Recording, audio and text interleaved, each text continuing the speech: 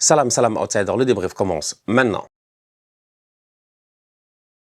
Le Paris Saint-Germain l'emporte aujourd'hui face à Marseille dans le trophée des champions. Je suis désolé pour les Marseillais, mais à un moment donné, je suis obligé de commencer par eux. C'est des tocards. C'est des tocards. Marseille doit se gérer. Marseille doit recommencer à agir comme un grand club. Marseille n'est pas un petit club. Historiquement parlant, ce que les Marseillais ont eu à faire dans le temps où nous, on n'était même pas encore nés avec les têtes de Basile Boli, jusqu'à il y a même pas peut-être 15 ans. Mais ça fait longtemps en fait. C'est ça le problème. C'est que je dis il y a même pas 15 ans alors qu'il y a même pas 15 ans. On dit pas il y a même pas 15 ans. On dit pas. D'habitude, on dit, il n'y a même pas 2 jours, il n'y a même pas 2 mois, il n'y a même pas 2 ans. Mais là, on dit, il n'y a même pas 15 ans. En fait, les Marseillais ne sont pas sérieux, franchement. On attend qu'ils gagnent une Ligue 1 et ils n'arrivent pas à le faire. Aujourd'hui, ils mènent 2-1 face au Paris Saint-Germain. Le match est terminé, le match est plié. Au moment où il y a ce but contre son camp de Pacho, je suis désolé, le match est plié. Normalement, tu n'as qu'une seule chose à faire, c'est essayer de tenir le score. Tu n'as qu'une seule chose à faire, c'est essayer d'être prudent. Tu n'as qu'une seule chose à faire, c'est essayer de ne pas te faire prendre. Aujourd'hui, Marseille mène 2-1. Aubameyang va rater le 3-1. Marseille continue à jouer. Marseille va à l'abordage. Et derrière, la ligne défensive de Marseille est trop haute. Moi, je comprends pas.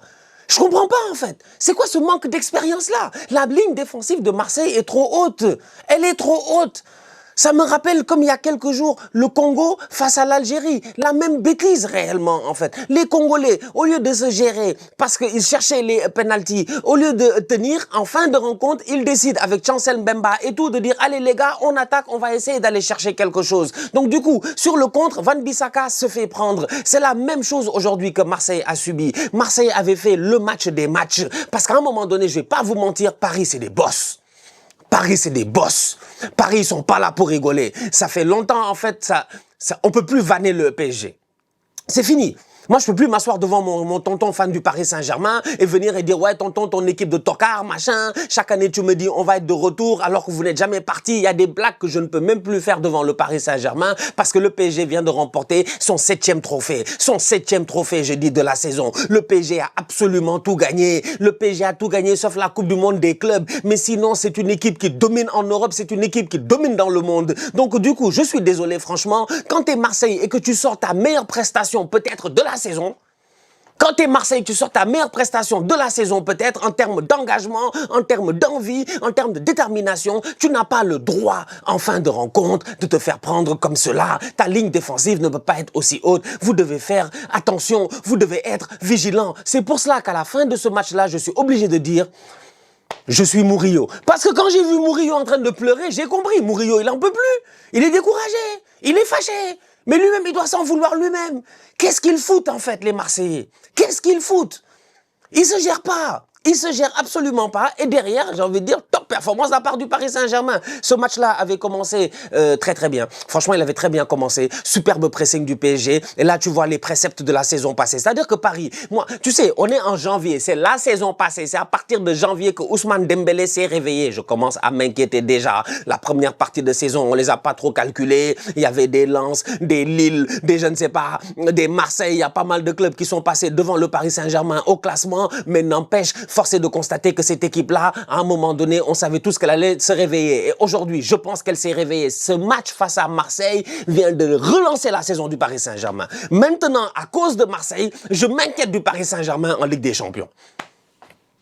Paris commence ce match-là avec l'intensité qu'il faut. Paris commence ce match-là avec le pressing qu'il faut. Ousmane Dembélé est sur le terrain et franchement, un match de ballon d'or. Un match de ballon d'or de la part de Ousmane Dembélé. Un Ousmane Dembélé qui est concentré, un Ousmane Dembélé qui est focus, un Ousmane Dembélé qui a envie en fait de gagner ce match-là. Pourquoi? Parce que là où moi j'ai admiré Dembélé aujourd'hui, c'est sur son but. La concentration qu'il a. Il y avait un moment donné où Ousmane n'était pas sérieux. Il y avait un moment où Ousmane n'était pas sérieux. Il y avait un moment donné où Ousmane était distrait. Il y avait un moment donné où Ousmane n'était pas concentré. Aujourd'hui, ce n'est plus le cas. On parle là d'un ballon d'or, faut le respecter. Dembélé, il y a erreur de relance de Geronimo Rulli. Je pense qu'il y a un joueur de Marseille qui contrôle mal le ballon. Je sais pas si c'est Murillo ou je sais plus qui. Et à ce moment-là, Dembélé demande la main. Dembélé est concentré sur l'arbitre, il demande la main. Tout son problème, c'est la main. Il dit à l'arbitre, il y a main. Mais pendant ce temps-là, Paris a récupéré le ballon. Le ballon est revenu vers Vitinha. Vitinha a redonné le ballon. Et quand Dembélé, pendant qu'il est en train de se plaindre de la main, il est quand même concentré rentré pour être bien positionné. Position 3/4 comme ça. Il est prêt à se retourner. Le ballon arrive, il se retourne. Franchement, la finition est sensationnelle. Il y avait un moment donné où ce ballon-là, aujourd'hui, on était au Koweït. Ce ballon aurait fini au Bahreïn. Ce ballon aurait fini au Bahreïn. Mais c'est pas le cas. Il est venu petite finition, mais messifique.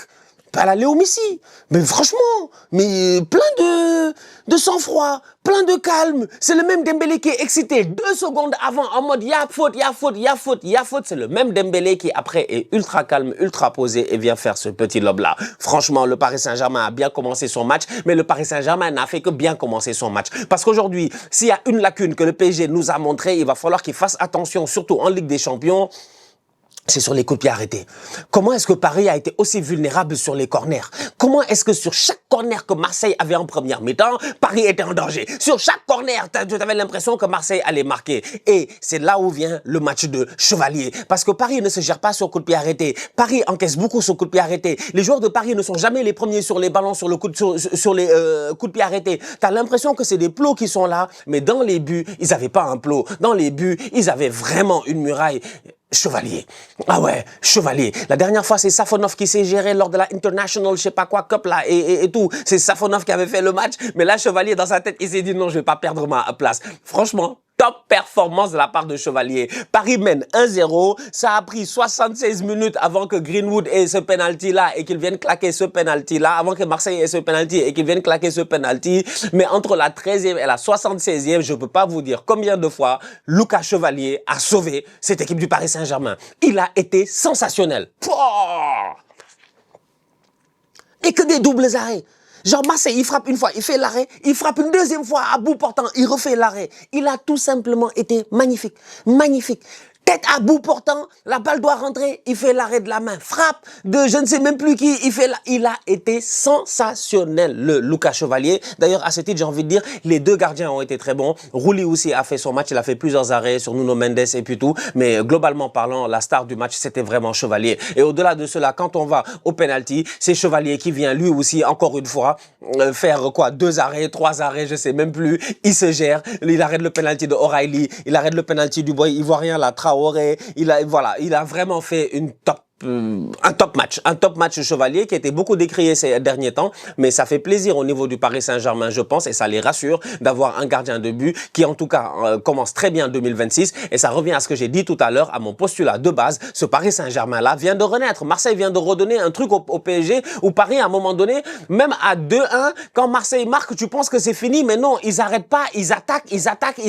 Gonzalo Ramos est sur le terrain, même pas 5 minutes de jeu, il est pertinent, il claque son but. Au-delà de ça, il claque son penalty en premier. Donc c'est pour dire à quel point c'est une équipe du PSG. Faut se méfier d'eux. Mentalement parlant, faut pas oublier que leur coach derrière, leur mentor derrière, leur psychologue derrière, c'est Luis Enrique.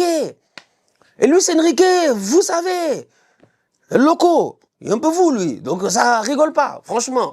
Il n'a pas abdiqué, son équipe le lui a rendu. J'ai envie de parler de Vitinha, sensationnel. Parce que même l'ouverture pour la tête de Barcola et le but de Gonzalo Ramos à la 80, je ne sais plus, à la fin du match, c'est Vitinha. Quel joueur. C'est que Vitinha, franchement... On attend encore, on attend. Moi, je suis pas sur les réseaux. Vous êtes sur les réseaux sociaux, on se connaît. Si on vous dit tout de suite Pedri, vous allez dire Vitinha est plus fort que Pedri. Calmez-vous. Mais Vitinha est très fort. Moi, Vitinha est trop fort. Vitinha, en plus, il a les passes. Waouh! Les transversales. Je te dis.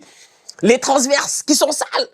Non, lui, il a les balles qui transversent et qui sont sales. C'est même pas des transversales. Le ballon qu'il donne à Barcola, il a rien à faire, Barcola, franchement. Petit Cola. Il a juste à venir faire petite tête, tranquille. Et voilà, derrière, Gonzalo Ramos vient finir ce match-là. Donc oui, top performance de la part du Paris Saint-Germain. Plusieurs joueurs aussi très intéressants dans ce match-là. Kvaratskhelia a été bon. Désiré Doué a été dangereux, comme d'habitude, techniquement assez bon. Il touche le poteau. Avec un peu de chance, il aurait pu claquer son but aussi. Et Nuno Mendes nous a encore une fois montré à quel point il il est dangereux. C'est incroyable. C'est incroyable. C'est incroyable. Je vais pas vous mentir, c'est incroyable. Et c'est ça la force du Paris Saint-Germain, c'est qu'aujourd'hui, Marseille a réussi quand même à déjouer la force du Paris Saint-Germain. Parce que Paris presse, mais Marseille a réussi plusieurs fois à battre ce pressing de Paris-là, à essayer de récupérer des ballons aussi assez hauts sur le Paris Saint-Germain. Les Marseillais sont venus avec beaucoup de courage. Ils sont venus avec beaucoup de courage. C'est pour cela qu'à la fin, il y a de quoi avoir la rage.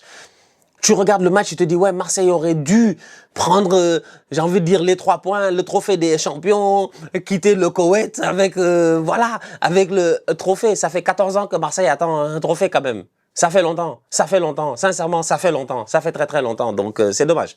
C'est dommage que les Olympiens n'aient pas réussi à mieux faire, et pourtant, il y a eu un bon match de Kondogbia à Højbjerg au milieu de terrain, beaucoup d'intensité, beaucoup d'agressivité. Ils sont vraiment venus avec ce qu'il fallait. Mais Paris a montré le mental de champion. C'est ça, une grande équipe. C'est ça que Paris, aujourd'hui, ne peuvent plus donner l'heure à Marseille. Je suis désolé, franchement. On n'est plus au temps des Bernard Tapie, des Basile Boli. C'est fini. C'est fini. Franchement, c'est terminé là. Les choses ont changé. Il faut accepter que Paris est une très grande équipe. Très bon effectif, très bien coaché et ça joue bien. Donc, belle victoire de la part du PSG aujourd'hui face à Marseille. Dans le trophée des champions, Marseille peut avoir énormément de regrets. Mais le Paris Saint-Germain, encore une fois, je le dis, je pense que leur saison vient réellement de commencer, comme la saison passée. Donc, attention. La famille, on se capte très bientôt pour une nouvelle vidéo. D'ici là, on continue à liker, on continue à partager. On s'abonne, on s'abonne, on s'abonne. On est ensemble, on reste en santé. Toujours le plus important. Tous outsiders.